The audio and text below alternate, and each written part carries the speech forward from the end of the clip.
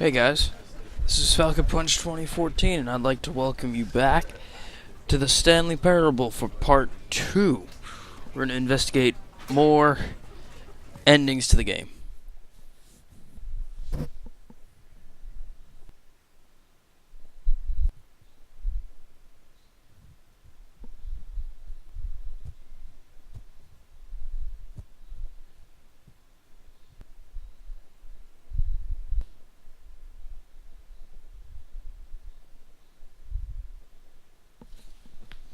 This is the story of a man named Stanley. We've already heard this. Alright.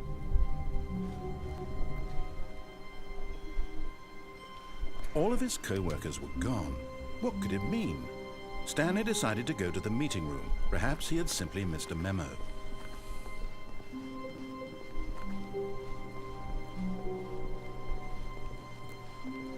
So weird these controls compared to picking up from amnesia. When Stanley came to a set of 2 open doors, he entered the door on his left. House is a lot less sensitive. Yet there was not a single person here either. Feeling a wave of disbelief, Stanley decided to go up to his boss's office, hoping he might find an answer there. This time we're gonna not go to the boss's office. Broom closet. Oh, I didn't even know you could open this. Stanley stepped into the broom closet, but there was nothing here, so he turned around and got back on track. I'm sorry, Broom. I wanted to take you with me. Coming to a staircase, Stanley walked upstairs to his boss's office. Nah.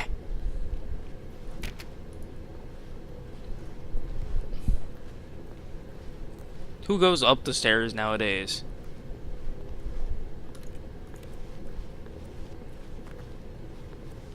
But Stanley just couldn't do it.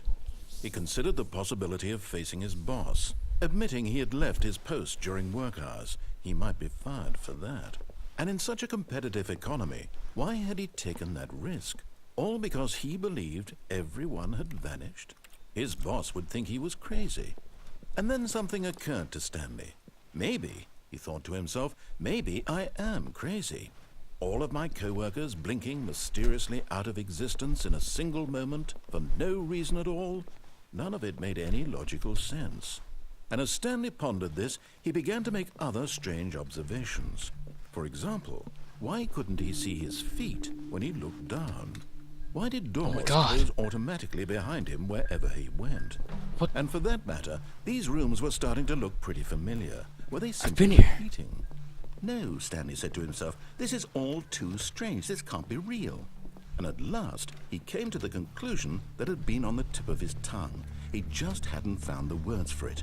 "I'm dreaming!" he yelled. "This is all a dream." Oh, what a relief Stanley felt to have finally found an answer, an explanation. His co-workers weren't actually gone. He wasn't going to lose his job. He wasn't crazy after all. And he thought to himself, I suppose I'll wake up soon. I'll have to go back to my boring real-life job pushing buttons. I may as well enjoy this while I'm still lucid. So, he imagined himself flying and began to gently float above the ground. Awesome. Then he imagined himself soaring through space on a magical starfield, and it too appeared. It was so much fun, and Stanley marveled that he had still not woken up. Oh my How God. was he remaining so lucid? And then perhaps the strangest question of them all entered Stanley's head. One he was amazed he hadn't asked himself sooner. Why is there a voice in my head dictating everything that I'm doing and thinking? Now the voice was describing itself being considered by Stanley, who found it particularly strange. You sit down and think this about out. a voice describing me, thinking about how it's describing my thoughts, he thought. And while he thought it all very odd and wondered if this voice spoke to all people in their dreams, the truth was that, of course, this was not a dream. How could it be? Was Stanley simply deceiving himself, believing that if he's asleep, he doesn't have to take responsibility for himself? Stanley is as awake right now as he's ever been in his life. Now, hearing the voice speak these words was quite a shock to Stanley. After all, he knew for certain, beyond a doubt, that this was in fact a dream. Did the voice not see him float and make the magical stars just a moment ago? How else would the voice explain all that? This voice was a part of himself too. Surely, if he could just... He would prove it. He would prove that he was in control, that this was a dream. So he closed his eyes gently, and he invited himself to wake up. He felt the cool weight of the blanket on his skin, the press of the mattress on his back, the fresh air of a world outside this one. Let me wake up, he thought to himself. I'm through with this dream. I wish it to be over. Let me go back to my job. Let me continue pushing the buttons. Please, it's all I want. I want my apartment, and my wife, and my job. All I want is my life exactly the way it's always been. My life is normal. I am normal. Everything will be fine. I am okay.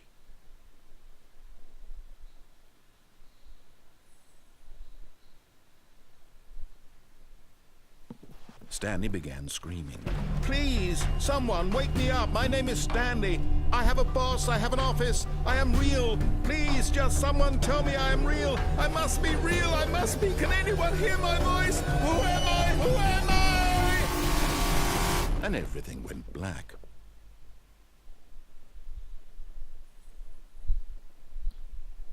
This is the story of a woman named Mariella. What? Mariella woke up on a day like any other. She arose, got dressed, gathered her belongings, and walked to her place of work. But on this particular day, her walk was interrupted by the body of a man who had stumbled through town talking and screaming to himself, and then collapsed dead on the sidewalk. And although she would soon turn to go call for an ambulance, for just a few brief moments she considered the strange man. He was obviously crazy. This much she knew. Everyone knows what crazy people look like. And in that moment, there's the car. She thought to herself how lucky she was to be normal. I am sane. I am in control of my mind. I know what is real and what isn't. It was comforting to think this, and in a certain way, seeing this man made her feel better. But then she remembered the meeting she had scheduled for that day. The very important people whose impressions of her would affect her career, and by extension, the rest of her life. She had no time for this, so it was only a moment that she stood there, staring down at the body. And then she turned and ran.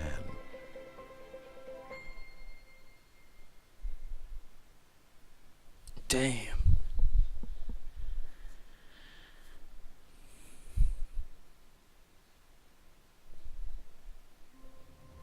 That's the thing I love about this game, man. It just makes it's so philosophical. Like, oh, look, you know, that whole freaking out sequence, you know, was just comedic.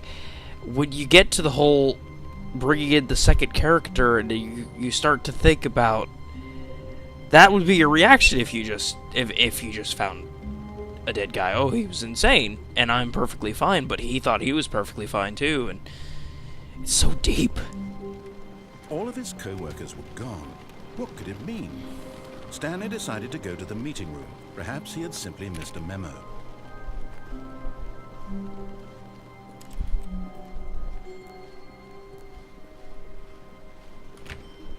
No. When Stanley came to a set of 2 open doors, he entered the door on his left. Nah, we're going right this time. This was not the correct way to the meeting room, and Stanley knew it perfectly well. Perhaps he wanted to stop by the employee lounge first, just to admire it. I wonder if that broom closet was kind of like a hidden Easter egg thing, because you can't open any of these other doors. Ah, yes, truly a room worth admiring. It had really been worth the detour after all, just to spend a few moments here in this immaculate, beautifully constructed room. Stanley simply stood here, drinking it all in. Okay. But eager to get back to business, Stanley took the first open door on his left. Okay, this lets me know. If I go through this door, I go right back in to see the meeting room. So, no, we will go this way. Do not lie. If you are lying right now, stop. Stanley was so bad at following directions, it's incredible he wasn't fired years ago. Warning, do not jump from the cargo lift while it's in motion. Will cause death. Penalty for misuse of cargo lift, 1,000. Penalty for jumping off the cargo lift, 5,000. Okay, so I die and I get fined $5,000. I can't let my family deal with that. I guess we can't jump Look, off. Stanley, I think perhaps we've gotten off on the wrong foot here. I'm not your enemy, really, I'm not. I realize that investing your trust in someone else can be difficult, but the fact is that the story has been about nothing but you all this time. There's someone you've been neglecting, Stanley. Someone you've forgotten about. Please, stop trying to make every decision by yourself. Now, I'm not asking for me, I'm asking for her. This is Her it, who? Stanley. Your chance to redeem yourself. To put your work aside. To let her back into your life. She's been waiting.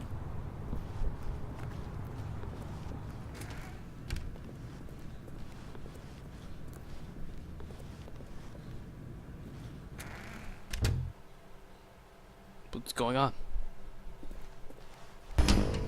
Whoa. That's her, Stanley. You need to be the one to do this.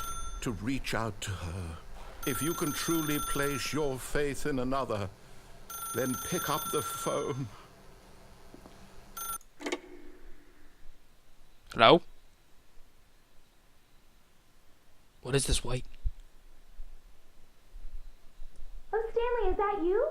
Hold on, sweetie. Sorry to keep you waiting. I'm just pulling the bread out of the oven. All right. Okay, there we go. All right, now, I want you to come in and tell me all about your day. Gotcha. Oh, come on. Did you actually think you had a loving wife who'd want to commit their life to you?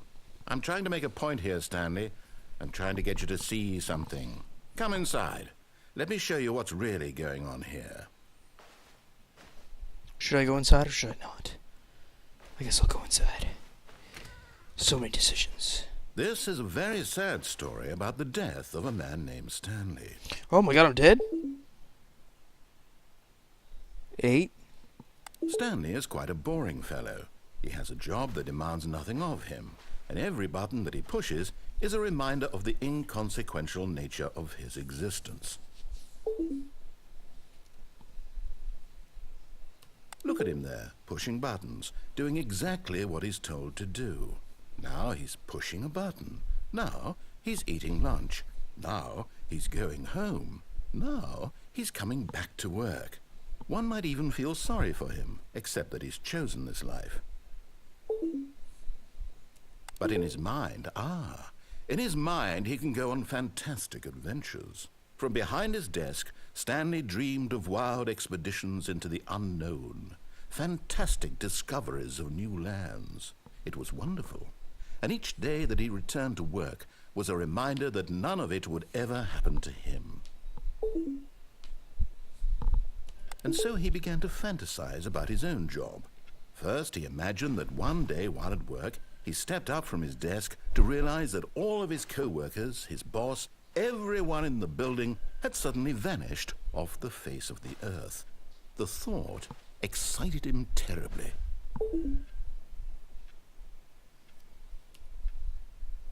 So he went further. He imagined that he came to 2 open doors and that he could go through either. At last, choice. It barely even mattered what lay behind each door. The mere thought that his decisions would mean something was almost too wonderful to behold. As he wandered through this fantasy world, he began to fill it with many possible paths and destinations. It's changing. Down one path lay an enormous round room with monitors and mind controls. And down another was a yellow line that weaved in many directions. And down another was a game with a baby. And he called it the Stanley Parable. It was such a wonderful fantasy, and so in his head he relived it again, and then again, and again, over and over, wishing beyond hope that it would never end, that he might always feel this free. Surely there's an answer down some new path, mustn't there be? Perhaps if he played just one more time. But there is no answer. How could there possibly be? In reality, all he's doing is pushing the same buttons he always has. Nothing has changed. The longer he spends here, the more invested he gets, the more he forgets which life is the real one. This is probably going to change the door, isn't it? And I'm trying to tell him this, that in this world he can never be anything but an observer, that as long as he remains here, he's slowly killing himself. But he won't listen to me. He won't stop. Here, watch this. Stanley, the next time the screen asks you to push a button, do not do it. You see? Can he just not hear me? How can I tell him in a way that he'll understand that every second he remains here, he's electing to kill himself? How can I get him to see what I see? How can I make him look at himself? I suppose I can't, not in the way I want him to. But I don't make the rules. I simply play to my intended purpose, the same as Stanley. We're not so different, I suppose. I'll try once more to convey all this to him. I'm compelled to. I must. Perhaps, well, maybe this time he'll see. Maybe this time. And I tried again, and Stanley pushed a button. And I tried again, and Stanley pushed a button. And I...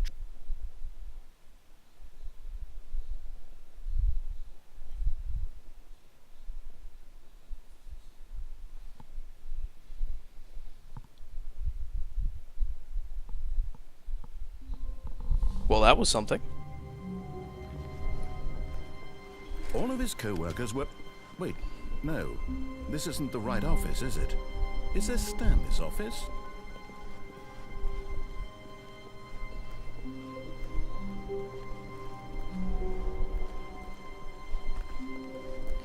We're gonna try, When Stanley came to a set of 2 open doors, this was not the correct way to the meeting room, and Stanley knew it perfectly well. Perhaps he wanted to stop by the employee lounge first, just to admire it. Wow. Yes. This room. What a beautiful room. What a gorgeous, gorgeous room. Thank goodness Stanley had taken this detour on his way to the meeting room. Life without having experienced, but eager to get back to business, Stanley took the first open door on his left. nah. Stanley was so bad at following directions, it's incredible he wasn't fired years ago. Look, This Stanley, time we're I think not gonna perhaps go in we've that gotten room. off on the wrong foot here. I'm not your enemy, really, I'm not. I realize that investing your trust in someone else can be difficult, but the fact is that the story has been about nothing but you all this time. There's someone you've been neglecting, Stanley. I could probably jump Someone off here you've if I wanted to. forgotten about. Please, stop trying to make every decision by yourself. Now, I'm not asking for me, I'm asking for her. This is it, Stanley. Your chance to redeem yourself, to put your work aside, to let her back into your life. She's been waiting. That's her, Stanley. You need to be the one to do this, to reach out to her. If you can truly place your faith in another, then pick up the phone.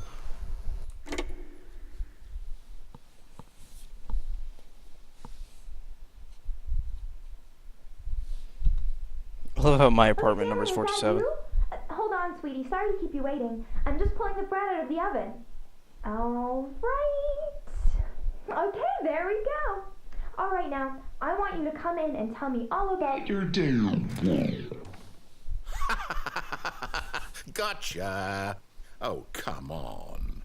Did you actually think you had a loving wife who'd want to commit their life to you?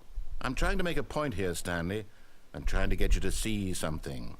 Come inside. Let me show you what's really going on here. Who goes inside nowadays? Sorry, but you're... Alright. As for the drastic change of pace, it turns out I learned something, and normally I would end my videos by turning off the recorder and then exiting the game. I exited the game this time and it ended up corrupting the file. So, you won't see the end of that. You won't see the end of that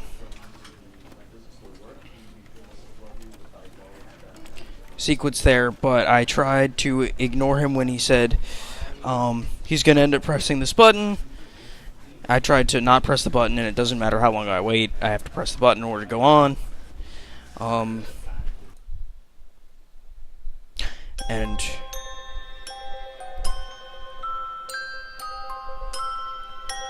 we're going to end. This is going to be the last part, part 2. On the main basis is I don't know if I played every end. However, I played quite a few, and I think it's a good enough for that. I don't want to be, look up every single end and play them all. I want to get what I can get, and I don't think I can get it anymore. I have to say that I really enjoyed the game, and that's mainly because it's funny. It's not a story-based game. The only story there is, it's about a man named Stanley. But there's not a lot of deep story, like, it goes on forever, gets entertaining. This game is pure comedy. I really liked the narrator. I thought it was funny because he was a smartass, and that's another form of comedy that I really like.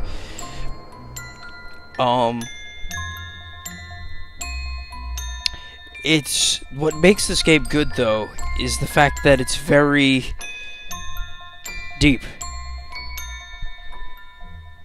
There's a lot of meaning behind it. There's a lot of psychology there. Like, say, the problem with people is that are getting 9-to-5 jobs. They get into the routine of go to work, go home, sleep, go back to work, go home, sleep, go back to work. They get into this pattern like that, and they get to the point where they think that their lives are never going to change. It's just going to be this humdrum of everyday, continuous work. There's nothing's going to happen in their life, and this game shows you otherwise. That every decision in life matters, because as this game shows, just deciding whether to go through the left or right door completely changes your story dramatically. And that's one thing about life, is you never know what's going to happen and what event could drastically change your life, no matter how small it may seem. And it's very enjoyable when you look at it from that point. If you're a deep thinker, this is a great game to play. If you like smart-ass comedy, it makes you really think about life. And I really enjoyed playing it. I hope you guys enjoyed these 2 episodes. This is going to be the last part of the Stanley Parable. This has been Falcon Punch 2014. And I'd like to thank you for watching.